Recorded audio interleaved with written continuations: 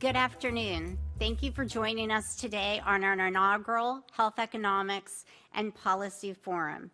I would like to thank everyone who participated in putting this together. My name is Cynthia Goss. I have the pleasure of serving as the Deputy Assistant Secretary for ASPE. Before we begin, I would like to talk about a few logistics. Number one, if we need to evacuate the building, the doors are at the back of the building. There will be someone there to help assist you.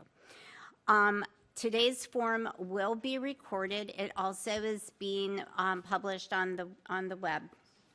In addition to that, please put your phones on mute.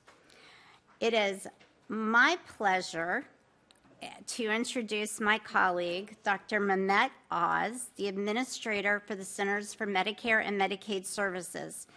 In that role, as we all know, Dr. Oz is responsible for the world's largest healthcare system, serving millions of Americans through Medicare, Medicaid, CHIP, and the health insurance marketplace. Today's discussions are simple. We will be focusing on who supplies health care, why it matters, and who actually pays for it. Please join me in welcoming Dr. Mehmet Oz.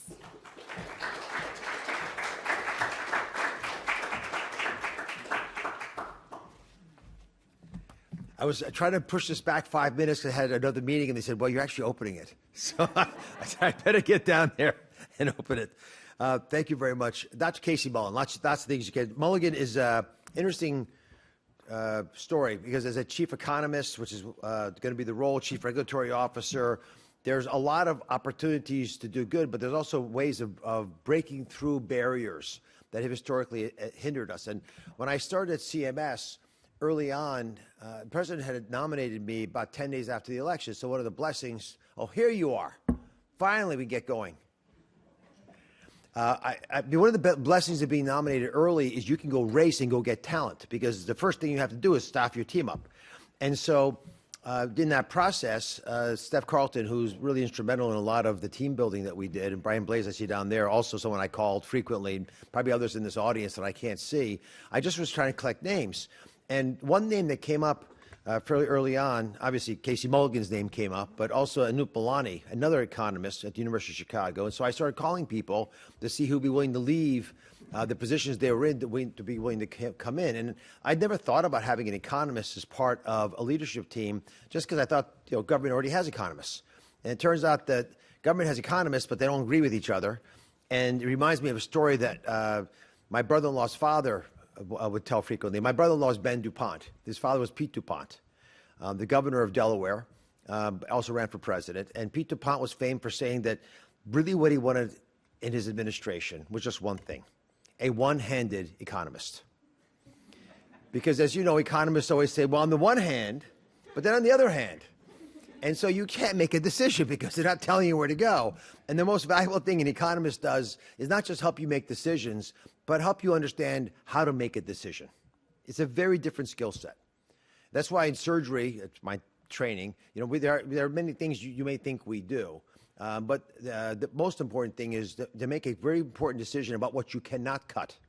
Because the things you can cut and fix if you cut them the wrong way are not that big a deal. You can move fairly quickly through those segments of the procedure. But there's some mistakes you cannot make, and avoiding those is paramount to the success of the procedure.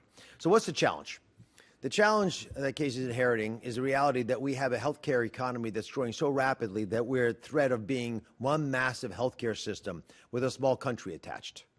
The numbers that we presented at the Medicare Trust Fund report with Social Security Trust Fund as well are a little alarming. We've got about 5.5 years of runway to address the problems that we face. There are some tactics that might be effective, but 70% of healthcare costs are tied to obesity and related challenges, which aren't getting better like we thought. But this year, for the first year, we're starting to bend that number down, in part because of the introduction of GLP-1 medications, the so-called fat shots, according to the president's term for it, more widely into the U.S. population. Our hope is that we'll be able to effectively improve on some of the chronic illnesses that are driving the health economy, but we can only really do that by implementing some of the ideas that are in the MAHA movement. And the MAHA movement, as you can tell, is prone to challenges from external forces because a lot of people make money when people get sick. They're not getting people sick on purpose, but that's a sort of a byproduct of some of the actions we have tolerated with highly processed foods, some of our techniques for bringing food to people, some of the mistakes I think we have made in crafting food pyramids that didn't really address accurately human biology based on flawed data. Many of those are being corrected, both by this administration, but they were already happening as science began to reevaluate some of the assumptions that have been made. But these aren't the challenges that an economist by themselves are going to be able to address. Neither will the demographic changes that we're experiencing. One of the reasons that the trust fund report is a bit concerning is because it's being driven not just by increased expense per procedure, but the increasing number of people needing procedures and the increased number of procedures being done on those people. So 2 out of the 3 major drivers of expense are things that seem outside of our care, in theory. But again, that's where an economist comes in handy. Because when you look at supply-side health economics and our opportunity to re-envision the kinds of incentives that we create, we begin to realize a few truisms that I think are valuable. One is that the most expensive thing we do in healthcare is bad quality care. Because you pay someone who's not capable to do the job, you often pay them quite handsomely. Then you pay someone appropriately, a fair amount, to fix the problem. And then you have to actually deal with the downstream complications.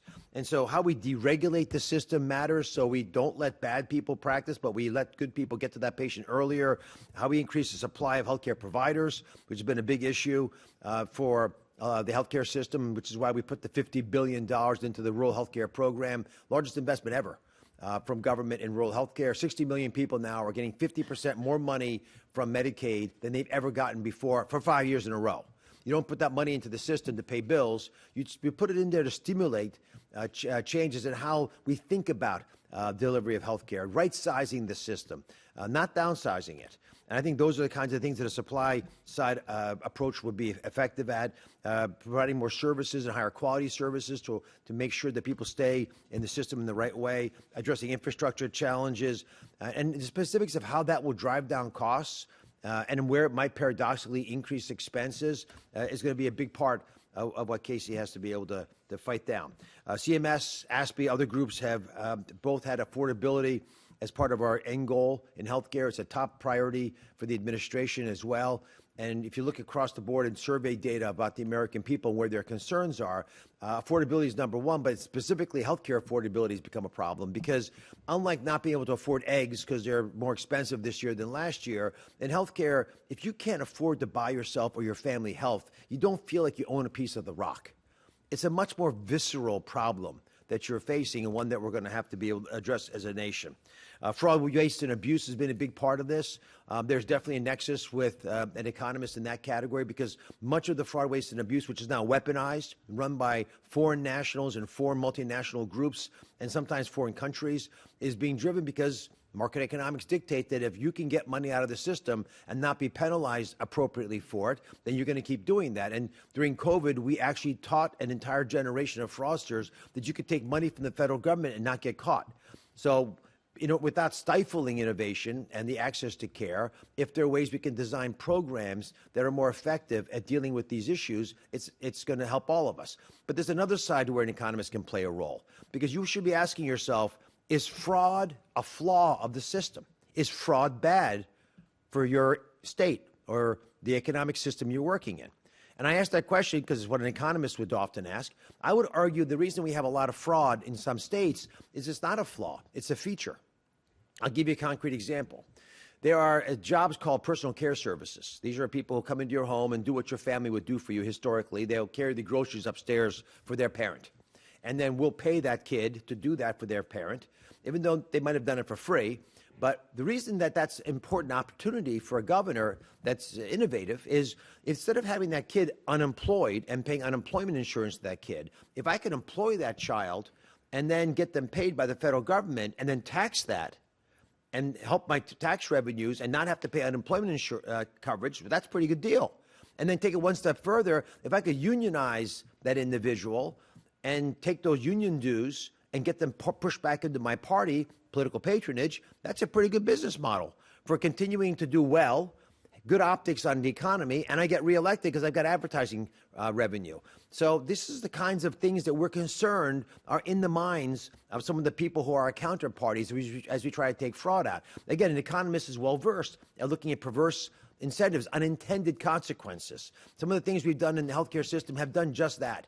Without wanting to, people who were in my seat before, the ASPE's chair before, have made decisions that created perversions of how businesses are run. A good example is site neutrality in healthcare, where we thought we were doing the right thing for hospitals by allowing doctors and hospitals to get paid differently.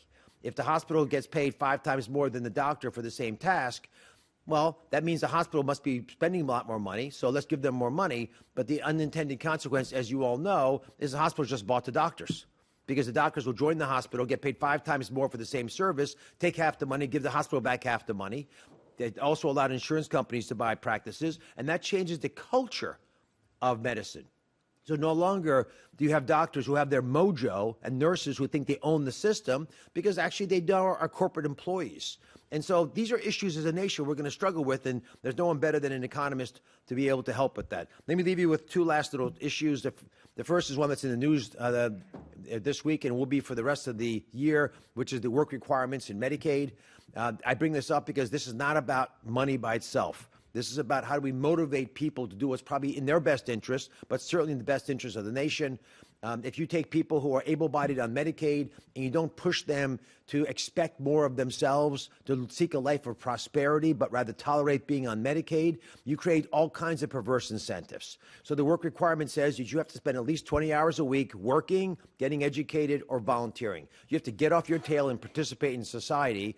And the money of that, the pure economic analysis is one thing, but getting people to know they cannot just stay at home and must therefore participate has other long-term benefits to the community around us. And the benefit of that, our economist, Anoop, that I mentioned earlier, Milani, calculated was almost, if you just get people to work 1 year longer because they want to work, because they feel so vital, they've got so much going on that they want to participate, just that one extra year of work is worth about $1 trillion to the U.S. economy. So forget about the actual money within the healthcare system. The value to our GDP, because people are actually out there producing, working, and thriving, is $1 trillion of value to the nation a year for the foreseeable future. That's a real impact that goes beyond just the money we spend for the healthcare system. And I'll finally point out that Trump RX is a good example, again, very much informed by an economist, understanding what the motivations would be of the large pharmaceutical industry, the players, if they were given the option of seeking most favored nation drug pricing status versus just where they are today. And where they are today is charging 3 times more for the same products made in the same facilities, regardless of your needs. And they're charging 3 times more for Americans than folks living overseas. And that we did not think was morally the right thing to do, but it also was another nexus for affordability, because we could drive down the costs of drugs with the companies voluntarily finding better pricing, letting market economics drive price by helping foreign countries pay more, pushing foreign countries to pay more so Americans could pay less. And that actually worked out to be about $600 billion of savings to the American people over the next 10 years. But the market cap of these companies went up about $100 billion. Why? Because the market was looking for stability. So again, you would not normally have thought that pushing pharma companies to do the right thing would actually benefit them as well. But it turns out it benefits them, benefits us. They can still be innovative. We're not price fixing. And yet you've created an economic model that drives a better quality experience. These are just several examples of what I'm hoping Casey Mulligan and the other economists who join us will be able to achieve in their tenure here. But I'll tell you, I'm a true believer, having lived through this process for the last 18 months and witnessing how our economist has changed my mind and done some of the most detailed thinking possible. So with that, let me invite Casey up.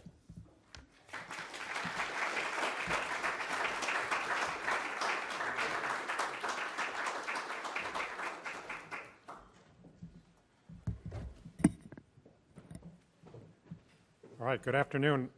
Hope I can live up to that introduction. I want to talk today about supply-side health economics. It's a valuable perspective once you recognize a simple distinction. Health is not the same as healthcare, and healthcare is not the same as health insurance. and health insurance is not the end point. Insurance matters, and payment rules matter. Coverage matters. But the card in your pocket does not examine a patient, doesn't discover a new drug, doesn't remind a diabetic to check their blood sugar, doesn't drive anyone to an appointment. And the end point is health. Much of the national debate has been obsessed with who pays. Supply side health economics asks a different question: who supplies and how? Who supplies the attention, the labor, the information, the judgment, the innovation, and the day-to-day effort that actually produce health? Supply side economics begins with a simple observation: health is a result that depends on the people and processes that produce it. On this slide, I list several of the most important suppliers, but maybe the patients are the most important employees, I'll use that in quotes, in healthcare. They're in quotes because they're, of course, not on a hospital payroll. They don't receive W-2s. Most of what they do doesn't show up as health spending. But they do work and are responsible for much of the value added. They monitor symptoms. They decide what to eat. They decide whether to exercise. They take medicine or sometimes fail to take medicine. They remember what the doctor said or maybe ignore what the doctor said. They care for spouses and patients and parents and children. Physicians and nurses are also suppliers, of course, more obviously. But I'm not trying to turn this into a contest. Who's the MVP in healthcare? You know, they're all teammates together. Each can make the other more productive. Drug and device manufacturers also supply healthcare. No one can access a product that doesn't exist. And then there's the, let me admit, boring business of business innovation: purchasing, scheduling, logistics, site of care staffing, software management, retailing, telehealth. Not glamorous, but often crucial. To begin, I will focus on what I think is the most overlooked supplier: patients and their families. If we were talking about the economics of steel production, well, we look at labor, capital, raw materials, energy, technology, and management. If we were looking at dairy production, let's say, it would be cows, feed, land, genetics, veterinary care. I've used the cow example before in my career because it's boring in exactly the right way. Pounds of milk per cow, did you know, go up year after year after year, because producers keep finding a small way to improve on the way we did it last year. There's no press conference. There's not even a cow productivity czar. Healthcare should be so lucky. Now, maybe milk production is simpler. I don't think it's so simple, but maybe it's simpler than what we have in healthcare. But for sure, our thinking in health production is actually less sophisticated. We leave out the patient. Of course, there are clinical inputs like tests and drugs and procedures, and those inputs matter, but the same clinical input can be very different result-wise depending on what happens on the patient side of things. Prescription could be taken correctly or incorrectly. A care plan can be well understood or too confusing. A test result that reaches a capable patient can be useful, but the same result buried in a portal is useless. So the question is not just, did we finance the visit? It's, did we make the patient and the family more productive?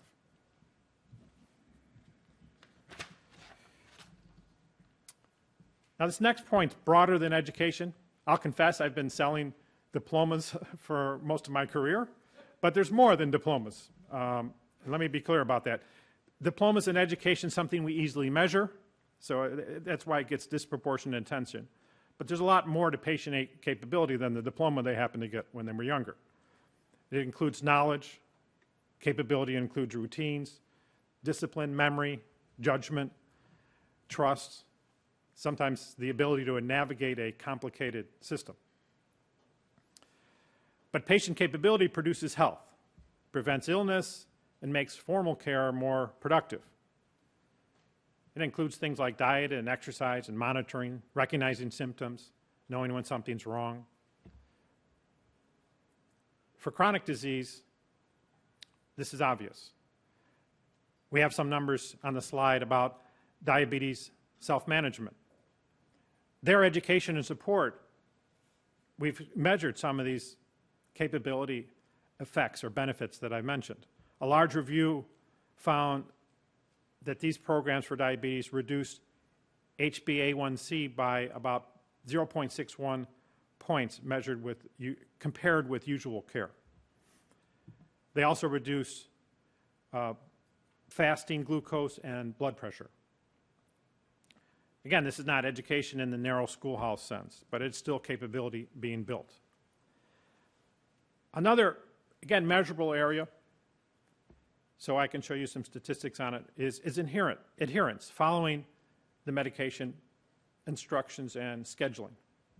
In developed countries, average adherence for chronic disease therapies is about 50%, about half the time it's not followed.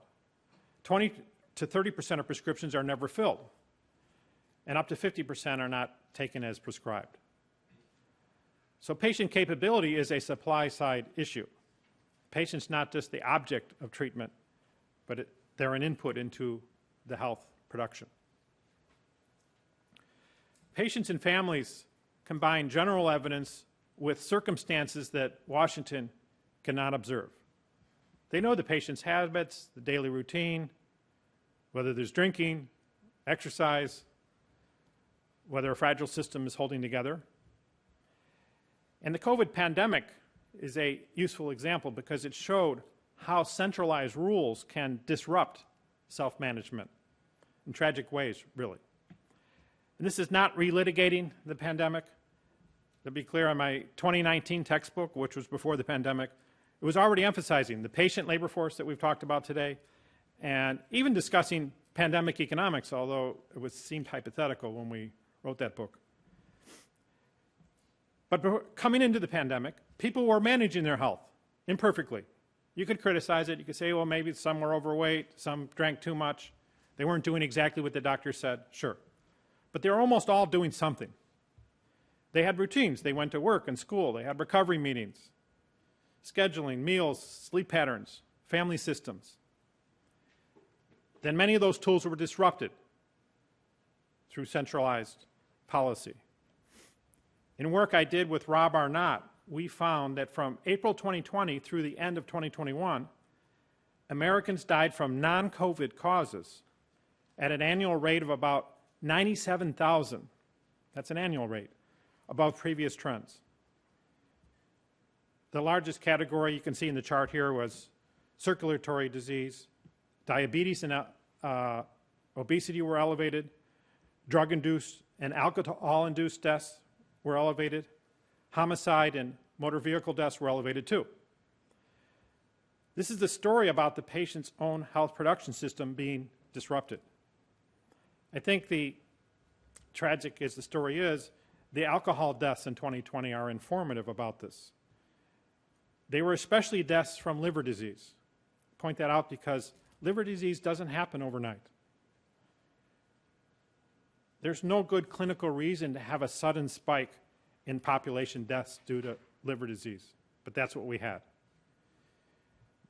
There were patients with alcohol challenges in their past, many of whom were managing them in their own way. Disrupting work and disrupting school and socializing and other family routines interrupted those systems that were operating. And among those with liver disease in their past, for very many, you can see the numbers on the slide, death occurred within days or weeks. Patients and physicians benefit from open data, visible expert disagreement, and the freedom to evaluate competing claims on the evidence.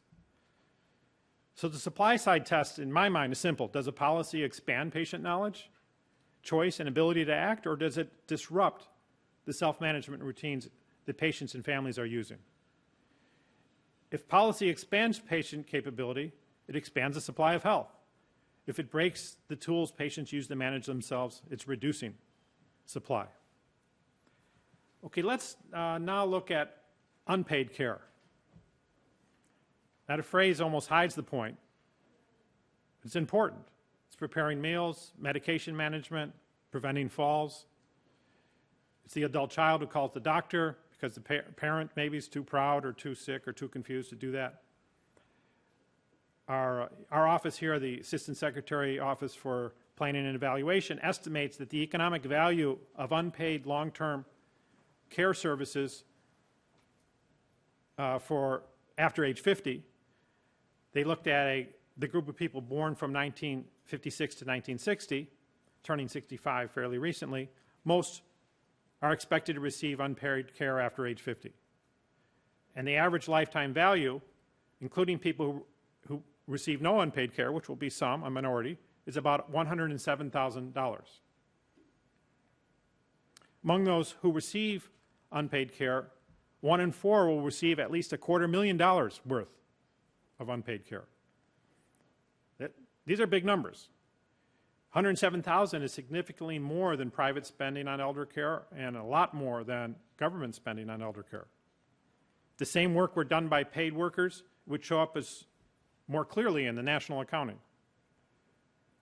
But because it's often done by spouses and children, neighbors, policy can treat it as invisible. Here's a good place to mention some of the evidence on marriage and family networks. ASPE also studied this topic, and they find that there's more unpaid care among married people and among people with a surviving spouse or children. That's no surprise, of course. Maybe a little more surprising is there's also evidence that married older adults have more total and active life expectancy. They're going to live longer on average, than unmarried older adults. Now, some of this is a difference in the types of people who are married versus not, but an important part is a result. Additional longevity is often a result of being married. And I think it all fits in with the unpaid care that we've talked about. Patients aren't isolated consumers at the end of some medical assembly line. They're embedded in households and care networks. A spouse or a family caregiver is often the missing input between a diagnosis and an outcome. So the household is part of our healthcare infrastructure.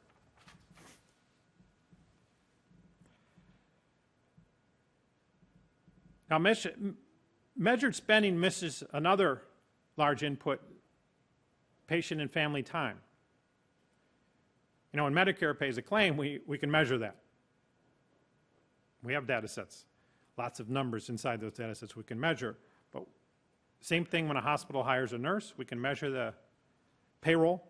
When a drug is purchased, we can measure that money changing hands as well. The patient's time, on the other hand, it's unmeasured, but it's not free. I have some stats for you on that. Older adults in traditional Medicare average about 21 health care contact days per year. And more than 11% have 50 or more days. For the average older Medicare beneficiary, about 3 weeks of the year involve getting care outside the home. And that's not just access, it's time, it's planning, it's transportation, waiting sometimes. It's a son or daughter taking time off of work. Maybe another way to look at this is in terms of outpatient visits, in terms of work weeks. Travel, waiting, care, companion time for outpatient visits amounts to about 207 million 40-hour work weeks per year for patients and companions. Nearly 40% of outpatient visits include a companion, typically a family member, and that means formal care depends on informal labor. Transportation, of scheduling is input, cognitive and emotional support are inputs. So affordability can't just narrowly be measured with premiums, claims, and government spending. Those matter and they're important. We look at those. But the families also pay in time, the patients pay in attention and effort. If a policy makes any of these inputs less productive, as I gave an example from not too long ago, care becomes more expensive even if the accounting system doesn't immediately measure that. Okay, let's turn to some of the new gadgets. Artificial intelligence and wearables, these are new forms of patient capital, helping people measure what's going on in their own bodies. Patients are using already AI tools to learn about the symptoms, summarize medical information, understand test results, prepare for visits, ask better questions of the professionals. 32% of U.S. adults used AI chatbots for health information in the past year. Among those who are using, 65% cite the reason being it's quick and immediate advice on a major question. 41% uploaded medical information to have these chats. So this is not a hypothetical question. This is current behavior. So we shouldn't pretend that people aren't using these tools. But also, we don't want to lock them out of being productive. Wearables and home monitoring, another example in the new gadget category. About 1 in 3 Americans uses a wearable device to track health or fitness. More than 70% of wearables users say they would share the data with the doctor. At the same time, fewer than 1 in 4 adults among those who are at risk for cardiovascular disease use a wearable. So we have promise on one hand and a gap on another.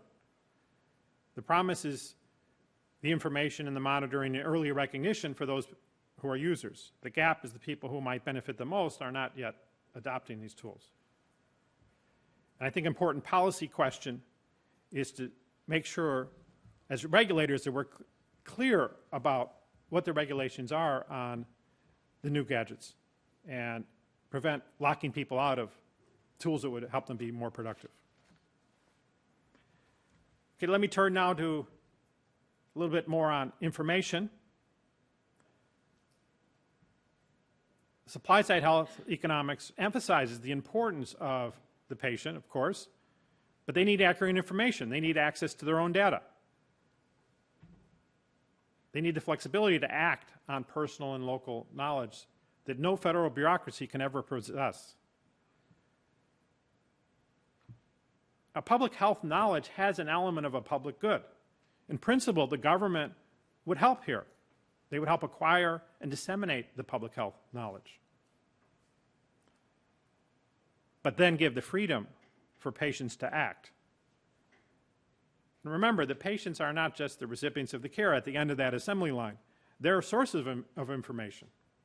They see symptoms, treatment failure, side effects. They see things that may never appear in a claims database. And that's an important reason why beneficiaries and patient advocates are a big part of Dr. Oz's effort to root out fraud, waste, and abuse in government programs. So I define good public health as information infrastructure, measuring, disclosing, decentralizing. So the measurement includes surveillance. We have new conditions that come about, and we need new drug interactions. We need to surveil that and understand what's happening in real time. Research, setting standards.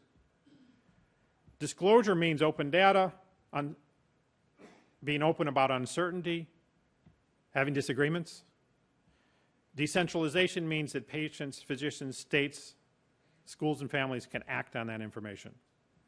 The danger is that public health can become the opposite. If the agency hides the uncertainty, suppresses the disagreement, or makes one narrative the national default, it reduces the productivity of patients and physicians and the other actors in the system. Again, I'm not here to relitigate COVID, but it's just to make sure that the next contested health question, and we will have them, we'll have an endless parade because the human body is so complicated. We'll have an endless parade of debates, and we should have those debates. The goal really is decentralized decision-making. Okay, now let me turn to the supply of clinicians. The professional workforce, I mean. The physicians and nurses and the technicians, the pharmacists. They're obvious suppliers. more obvious than the patients because the professional workforce is paid. They show up in the national accounts. They appear in the workforce statistics. But the supply side question sometimes missed there too. The slide here breaks the capacity of their professional workforce into margins. One of the margins is the inflow, the medical, nursing, and allied health training slots. We had some interesting work in this administration over Department of Ed on improving the accreditation process for schools to train such people. It's important if we want to get rid of barriers to supply of the professional workforce. Another margin is the permission to practice. Licensing, scope of practice, supervision rules, credentialing. A trained person is not the same as a person legally and practically allowed to use their training to contribute to the supply of health care. And then a third margin is administrative relief. If a physician or a nurse or technician spends more time documenting, coding, or satisfying billing rules, then the system has not really expanded the capacity, it's consuming it. The chart on the right is a reminder that this is not theoretical. Physician demand is outpacing supply. In this chart, I'm measuring the demand by Medicare enrollment. Primary care physician availability per Medicare enrollee is down substantially in this century. So the policy screen here is simple. Are our policies adding to usable clinical capacity, or is it consuming it?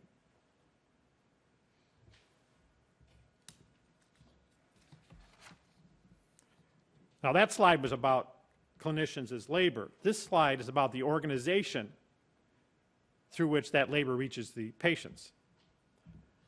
They don't appear on the market as disembodied labor hours. They work inside practices and groups and hospitals, health systems, clinics, other organizations.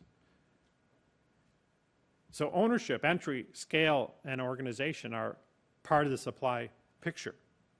And the shift over time is large. In 2002, physician practices with fewer than 500 employees accounted for 82% of the revenue of that industry. More recently, it's been down to 50%. Now that's a cutting between 500, below and above 500. If we cut at below and above, I believe it's 20, it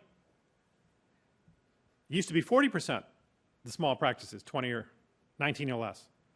And now that's down to 18%. Now the point is not that every large system is bad. Scale can be efficient.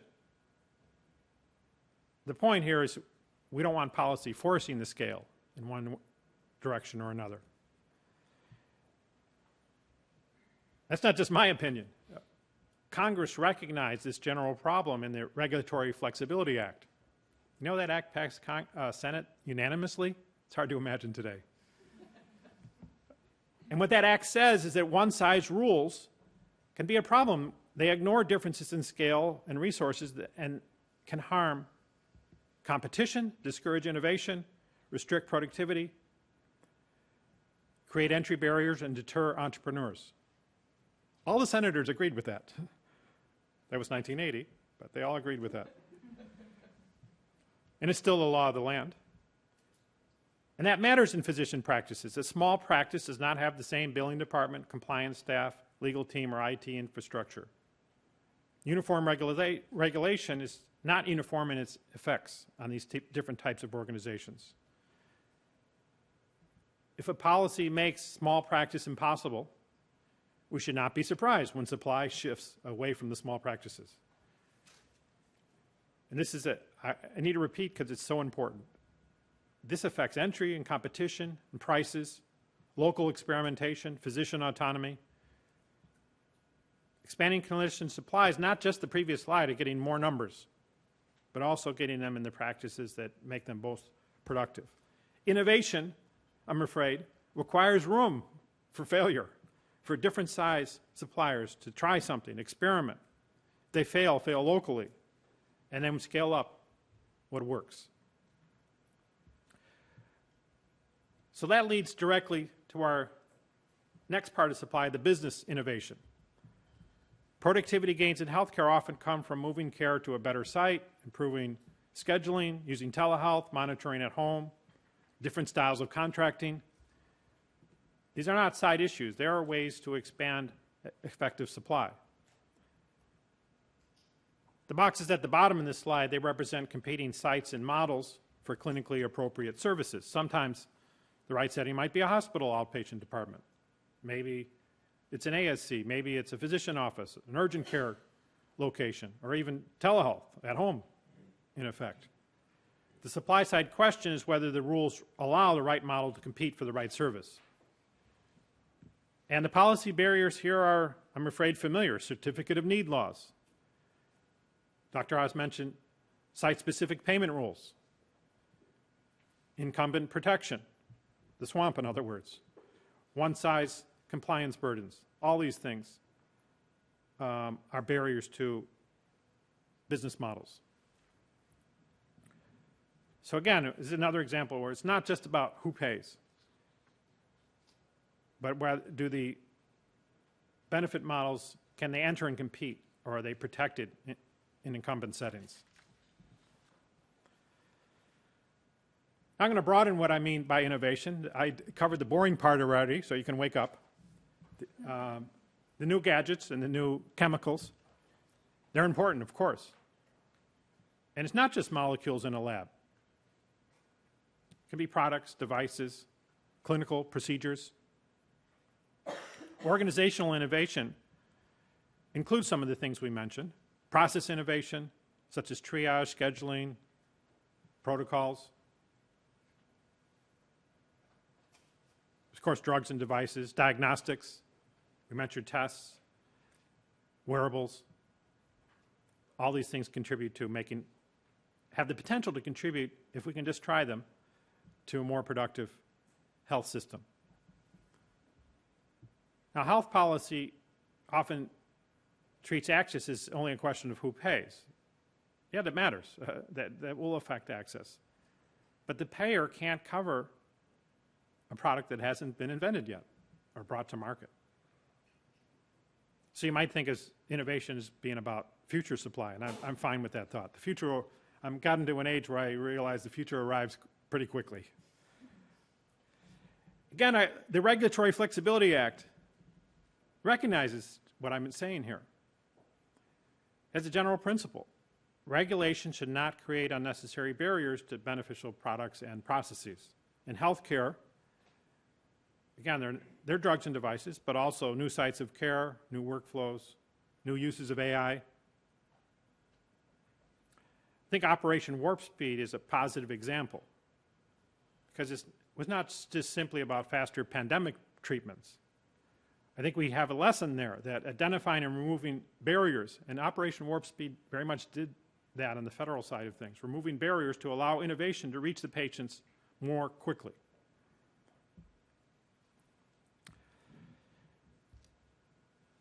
Now let me connect payment policy with innovations. The prices, in other words. Prices are not just transfers, they are signals.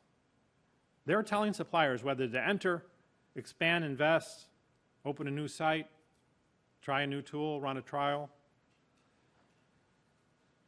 So our payment rules very much become production rules. And as our affordabilities are, I want to emphasize, a lower price produced through competition is really a supply-side achievement. A lower price imposed by command is very different. The imposed price can reduce on the surface the posted price, but it can mean exit, shortages, delayed innovation, frozen assumptions, quality trade-offs. This distinction is especially important in healthcare because many of the government payment rules are not visible to the patients. DRG rates, CPT-based risk-based physician fee schedules, Part B reimbursement. Patients and voters don't see those directly, but they're in the system affecting productivity. They shape capacity, site of care investment, and innovation. I'm not saying every payment rule is bad. Medicare and Medicaid, they have a job to do. But it doesn't mean the supply question disappears. We decide on the whole we want the payment rule. Doesn't mean because we want it, therefore, all the side effects will be absent. Dr. Oz very much emphasized that. Affordability requires lower real resource costs, not merely a lower posted price. And this is the bridge to the next point. If one payer is controlling the prices, that payer can also control the production. So in centralized control, I want to retell a story about a very smart person. Geoffrey Hinton. He's one of the central figures in modern AI. He later shared, not that much later, the Nobel Prize in Physics for work that helped make machine learning possible. So in 2016, he said, stop training the radiologists now. Well, you know, he's an expert on these things. He said, look, the deep learning is doing a better job than the human radiologists. I didn't agree with that forecast at the time, but we won't go into that. I'll acknowledge, while disagreeing, it was plausible and coming from a very smart person. But what actually happened? Radiologist demand, there I'm referring to the humans, did not collapse. Imaging volume increased. Residency slots, which were supposed to be set to 0, increased. AI did not simply replace the human radiologists. In many settings, it complemented them, changed the workflows, and most vividly, increased the demand for imaging. The slide shows that contrast. The forecast on the left pointed in one direction, actual demand and training moved in the other. Now, the lesson is not that experts are bad. The lesson is that even brilliant experts, and we had a brilliant expert in this case, can be wrong about where markets are headed. Now imagine that Hinton had been running CMS. You know, there's a Soviet joke. If central planning came to the Sahara Desert, nothing would happen for 50 years. And then a shortage of sand.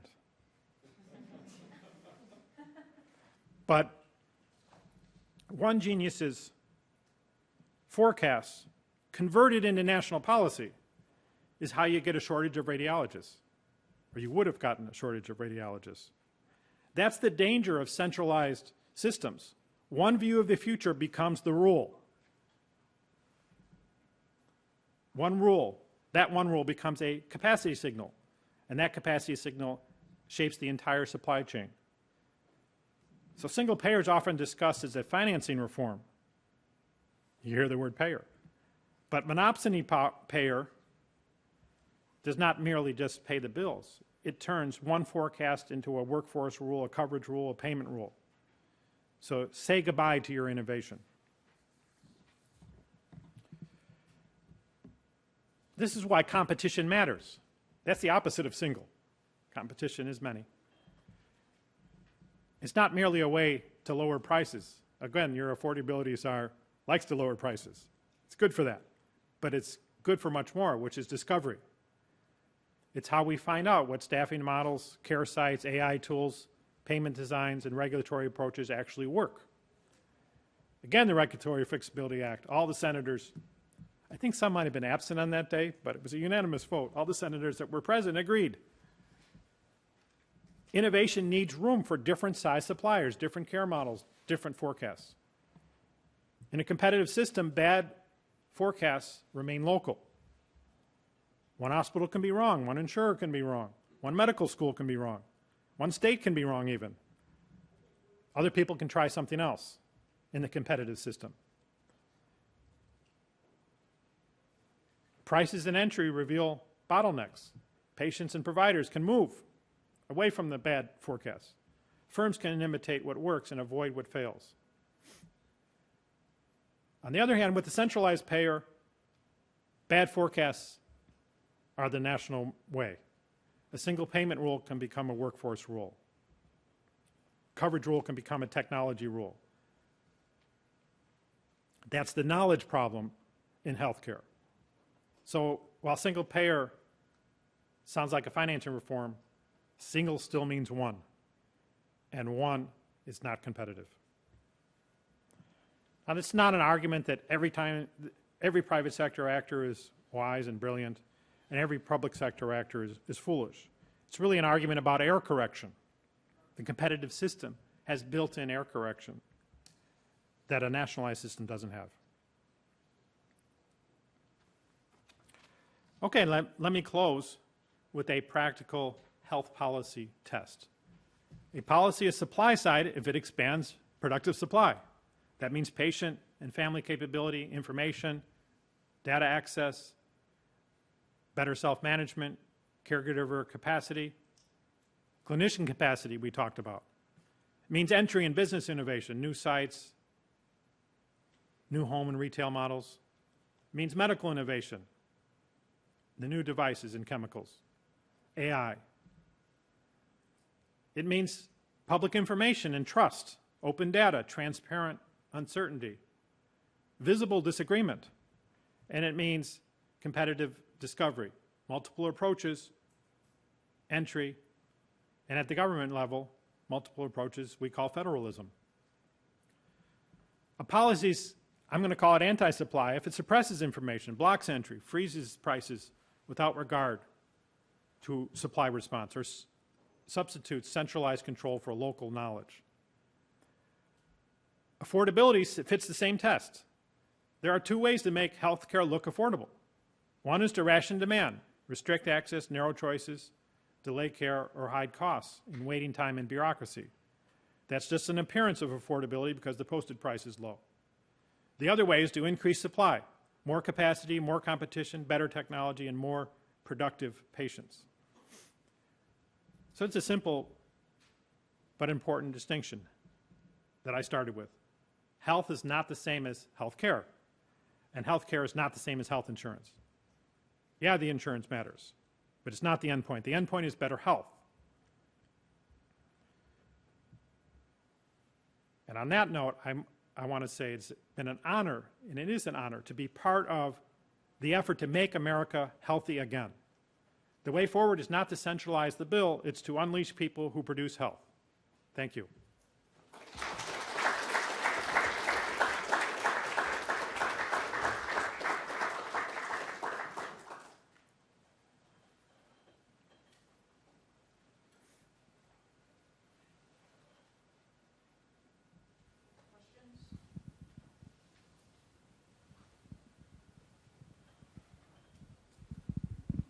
Hi, thank you so much. This was a really interesting presentation. I'm Esme Graywall, CEO of Senior Care Pharmacy Coalition, the trade association for long-term care pharmacies.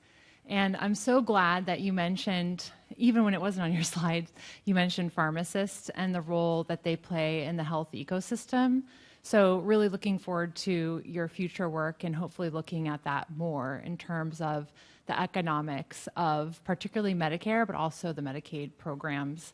And I wanted to just mention that, something that we think would be really interesting to look at. You talked about the 50% adherence rate for medications. And for our sector, long-term care pharmacies serving long-term care settings like nursing homes, assisted living facilities, intermediate care facilities, our adherence rates are actually above 80%, is the latest study. And our accuracy rates are in the high 90s. And we have a certain role called consultant pharmacists that go into the facilities and are actually doing the drug regimen review to look at the different interactions, but also to de-prescribe.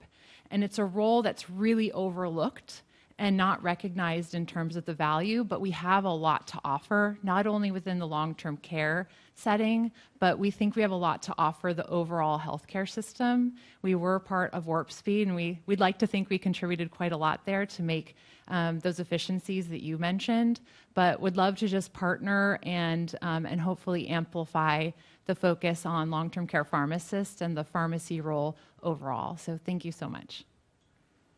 Thank you for pointing that out. Is that a fairly new role, the type of pharmacist you mentioned? No, interestingly, it's been around for decades. And long-term care pharmacies typically were paid through the Medicaid system, and then Medicare Part D came in. And another interesting aspect, just to flag to you, is that over 80% of our payment is from Part D. So it's a really interesting sector to look at. But consultant pharmacists have been around for decades, and that's who our members are. They're the consultant pharmacists that are running these pharmacies and a part of these pharmacies. So we'd love to work more with you. I think it's a really interesting arena to look at, and I think we have a lot to share with the greater health system. I like learning, so thank you for Wonderful. sending me that in advance. Thank you.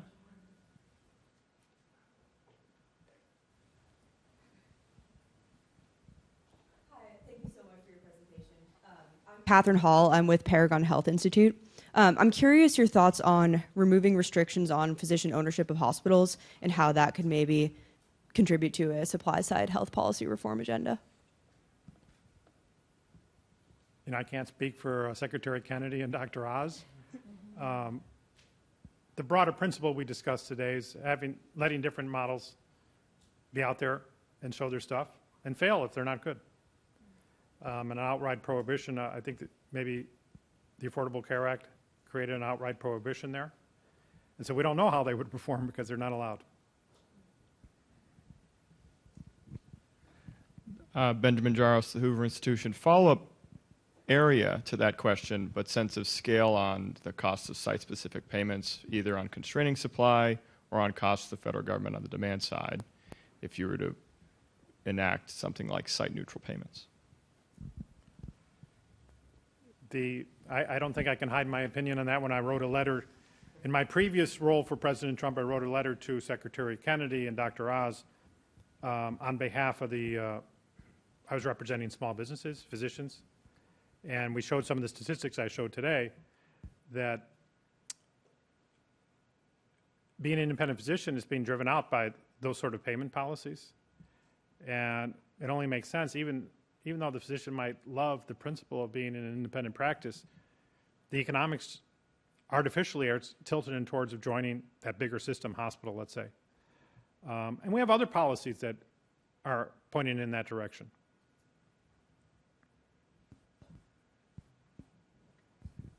Hi, really appreciate your talk. My name is Shivek. I'm currently an undergraduate at the University of Pennsylvania. Really appreciated your point on health insurance not being the actual endpoint. And so I was kind of curious kind of on the idea of when we expand the supply of care, what really determines whether patients capture those gains versus someone else in the system, and especially when much of this kind of hinges on the payment rules that reward where and how care is delivered rather than the care itself. Thank you. That sounds like a hard question, but actually an easy question in economics. Who captures the gains? It's the scarce resource. And in a lot of industries, the companies are not the scarce resource because there's free entry and things like that. It's the customer that's the scarce resource, and they get all the gains. Now, in your more regulated industries, the companies can be artificially a scarce resource because there's a regulatory barrier that often they promote it. And we have, so I mentioned, certificate of need laws as an example. We'd have trouble imagining that Burger King would need McDonald's permission to add on a drive-through or something. But in some healthcare industries, that's required by the state law.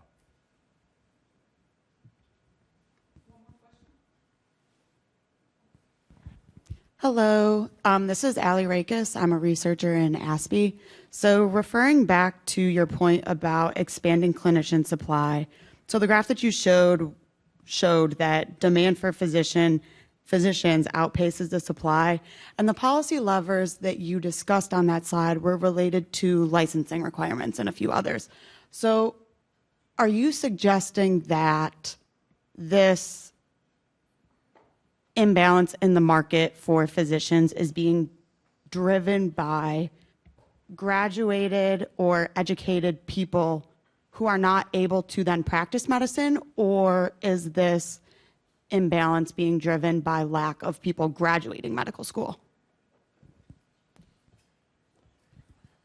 Thank you for that question. I want to be careful not to take too much credit. You know, Milton Friedman's dissertation was about that very topic a long time ago, and not a lot has changed. So what he discussed and is still quite applicable.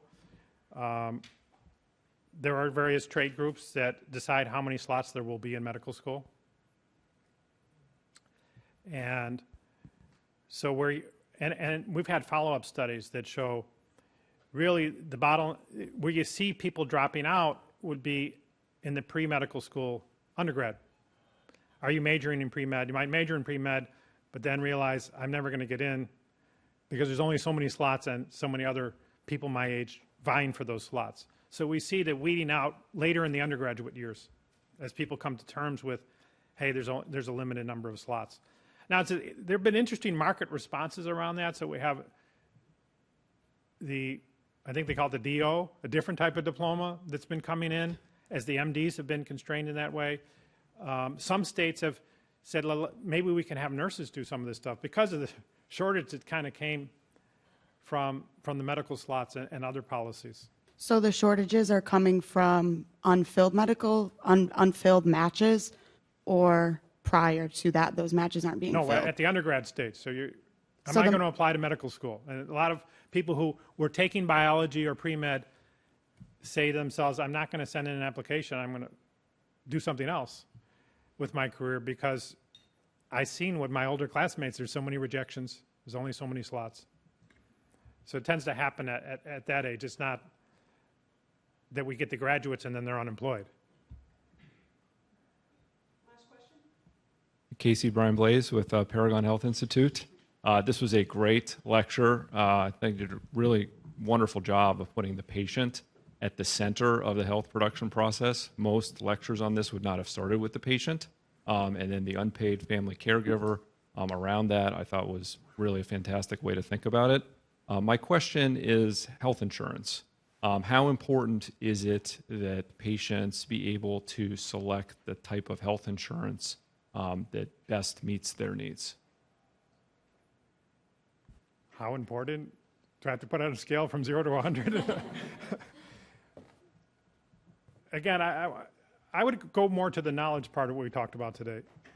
We have smart people in Washington, but remember our friend Jeffrey Hinton, right? Very, very smart, but still not smart enough to understand all the circumstances in the ground in our country of way over 300 million people. And their circumstances change from day to day. Nobody can absorb all that in one brain or even in one large organization. So choice is essential. One size fits all has ended in disaster too many times.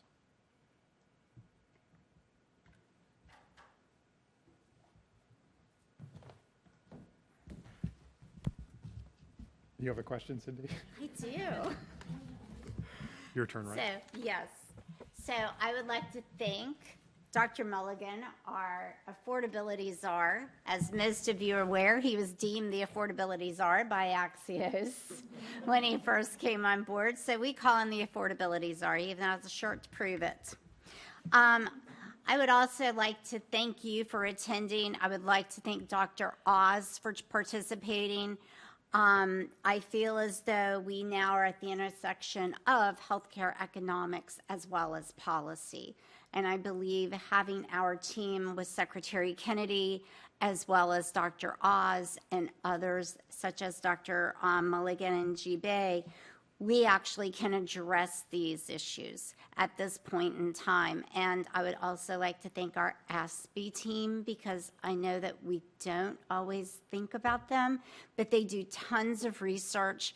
They are supporting you every single day, just so you are aware, as well as we are supporting every agency under HHS. So I'd like to thank you, Casey, for your leadership and insight and focus. So thank you all for attending. Thank you for those who were unable to attend in person and participating on our webinar. So thank you. Have a great day.